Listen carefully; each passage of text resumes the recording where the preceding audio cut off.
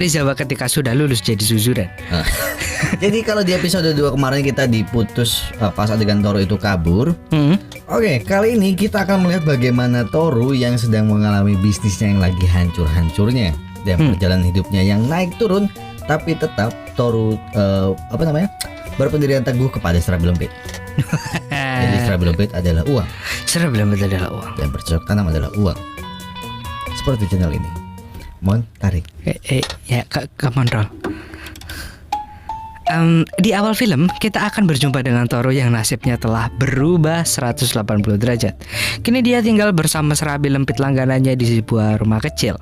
Sehari-hari ia hanya bermain game dan kasino dengan perasaan gelisah akan kehadiran polisi yang selalu menghantuinya. Dan lokasi berpindah ke warung bekonang. Toru yang sedang duduk manis menikmati eksotisme pemandangan pegunungan serabi lempit dikejutkan oleh kedatangan Toshi dan Yakada.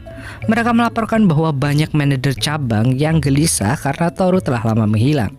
Meski bisnisnya terus berjalan, mereka kehilangan pelanggannya karena polisi terus mengawasi mereka. Mengetahui laporan tersebut, Toru memutuskan untuk pulang ke Hokkaido menemui para manajer cabang. Selama di perjalanan melewati jalanan Hokkaido, Toru dan Toshi menemukan banyak selebaran sayembara yang berhadiah untuk menangkap mereka berdua dengan hadiah total 1 juta yen. Angka yang cukup besar menurut mereka di zaman itu. Namun sayang, menurut mereka foto Toru dan Toshi yang dipilih polisi nampak jelek dan tidak sesuai dengan wajah mereka. Kayaknya komplainnya salah deh. Sesampainya di Hokkaido, ternyata para manajer mengajak pertemuan langsung di sebuah hotel. Dan Toru langsung merasa ada yang aneh. Karena merasa tidak aman, Toru mengajak berpindah lokasi. Namun permintaannya ditolak oleh para manajer. Perasaan dag-digdugnya semakin meningkat ketika Yakada gelagapan saat Toru bertanya apakah cuaca terlalu panas sampai dia berkeringat banyak sekali. Dan benar saja, tidak lama kemudian segerombolan polisi datang mengejar Toru dan Toshi. Toru dan Toshi berhasil kabur keluar dari hotel lalu masuk ke dalam kerumunan pade-pade.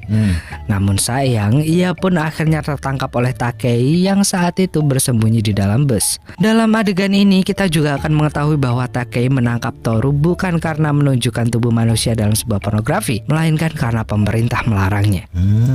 Toru kini telah mendekam di penjara.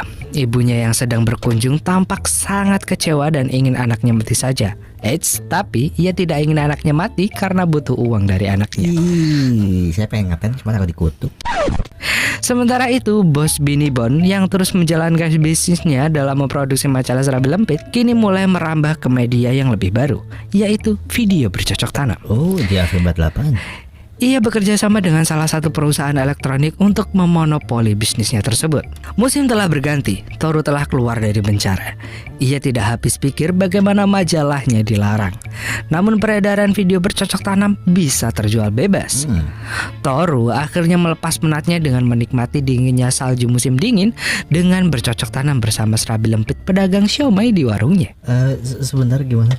Jadi, tidak seperti episode pertama, kita sekarang akan mulai disuguhkan dengan ketangguhan rudal Toru yang tidak lagi terburu-buru untuk menambahkan misilnya. Waduh, tahan lama. Setelah bercocok tanam dengan riangnya, Toru menemukan video cocok tanam yang dibuat oleh pedagang siomay dengan suaminya. Ia begitu terpukau melihat video tersebut. Jiwa-jiwa bisnis Toru akhirnya meledak-meledak dan mulai meronta-ronta. Di tahun 1984, Toru, Toshi, dan Yakada mulai membangun bisnisnya kembali di Tokyo. Kali ini, Yakada yang menjadi direktur. Ia menggunakan bangunan milik mantan Yakuza kenalan Toru untuk dijadikan kantor. Namun, bayang-bayang Takei belum hilang.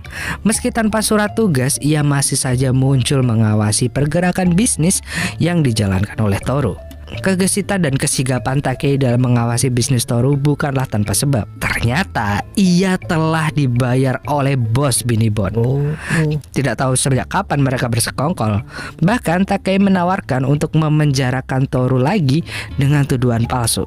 Tapi bos Binibon menolak karena menurutnya bisnis Toru dapat meningkatkan bisnisnya. Benar sekali. Utak-utak bisnis memang. Produk pertama video cocok tanam yang disutradari oleh Toru dimulai.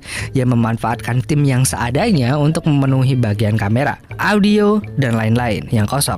Kekosakan ini disebabkan karena Toru dengan tegas memecat para karyawannya setelah mereka menipu dan tidak bisa menghargai serabi lempit calon bintang videonya. Oh, tetap menghargai serabi lempit ya. Iya dong. Dimainkan dalam bus, video pertama Toru bercerita tentang seorang pria pemain bisbol yang baru saja kecelakaan hingga membuat kakinya cacat. Oke. Karena merasa putus asa, pria itu memutuskan untuk membajak bus tur bisbol yang ia temui.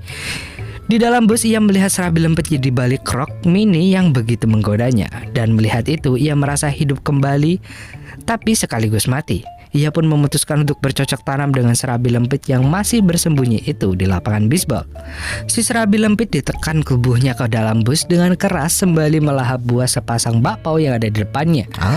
Rudal mantan pemain bisbol ini akhirnya tidak terkontrol dengan berbagai jurus yang pernah ia pelajari di perguruan kakek Sugiono, membuat serabi lempit itu tidak berdaya. Setelah selesai muncrat, pemandu tur seksi tersebut menembak mati pria mantan pemain bisbol menggunakan pistol yang sedari tadi digunakan untuk mengancamnya. Tepat setelah mantan pemain bisbol ini menembakkan misilnya di atas perutnya.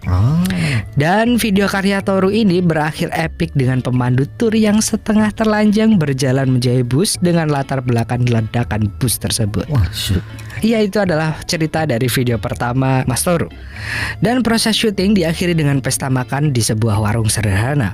Semua tampak puas dengan usaha yang telah mereka lakukan dalam seharian itu. Bahkan aktris pemeran tokoh pemandu tur itu sampai menangis haru. Ia dengan lapang dadanya bersedia menjadi aktris Toru lagi untuk karya-karya video bercocok tanam yang berikutnya. Serabi lempit adalah seni. Iya, betul sekali. Setelah itu kita akan melihat layar yang terbelah menjadi dua. Di sini kita akan melihat di sisi kiri ada Toru yang bersama seluruh timnya dengan sangat lahap makan di sebuah warung sederhana sembari berharap kelak mereka akan dapat makan steak. Sedangkan di sisi kanan kita akan melihat Bos Binibon yang dengan tenangnya menikmati steak bersama dengan para serabi lempit peliharaannya. Dan kita akan beralih ke cerita Megumi, Baba dengan serabi lempit mini yang sedang mengikuti pelajaran melukis di kelasnya. Ia mendapat tugas melukis model pria telanjang yang berpose di depan kelasnya. Terkesima dengan kegagahan rudal milik si model, Megumi membalasnya dengan menunjukkan keimutan serabi lempit miliknya hingga membuat konsentrasi si model berantak. Waduh, ada yang berdiri. Gambarnya jadi gini. Lokasi berpindah ke sebuah restoran di mana Megumi menyampaikan pada ibunya bahwa ia kelak ingin pergi ke Italia untuk belajar melukis. Namun tanpa berkata sepatah kata pun, ibu Megumi pergi meninggalkan Megumi dan makanan yang baru saja dipesannya. Kesedihan ibu Megumi berlarut sampai malam hari.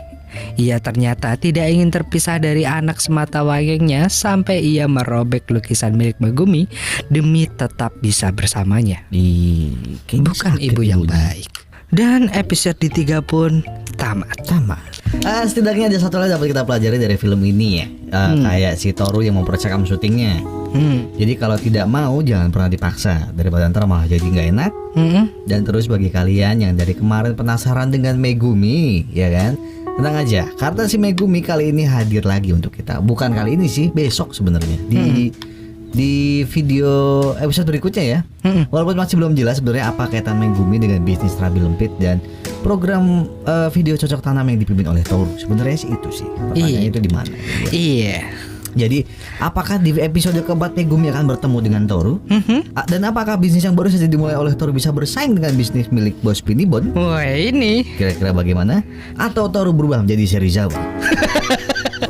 apakah Toru akan kembali ke Zuzuran?